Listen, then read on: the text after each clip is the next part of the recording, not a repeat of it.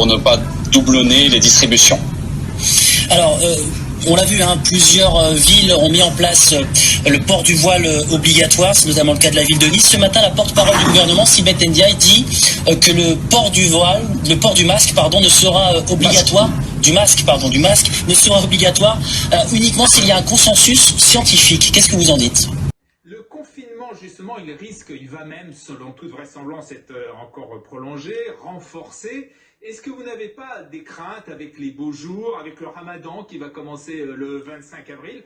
Ça va être de plus en plus difficile à te faire respecter. Je vois pas le rapport avec le ramadan, mais je vois bien le rapport avec les beaux jours.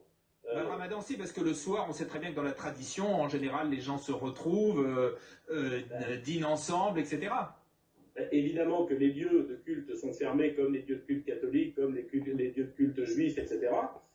Et que les messages, entre guillemets, j'imagine, seront passés à la fois par les autorités civiles et les autorités religieuses pour expliquer que ce n'est pas possible cette fois-ci. Vous savez, je ne pense pas que, quelle que soit votre religion, les gens soient plus inconscients, absurdes ou fous, ou envie de se mettre en danger.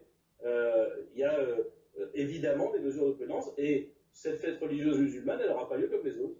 C'est clair à dire, parce que, évidemment, que la vie, elle passe avant le reste. Marine Le Pen a dit qu'il y a des mosquées qui profitent du confinement pour faire des appels à la prière par haut-parleur. Est-ce que vous l'avez constaté dans votre département?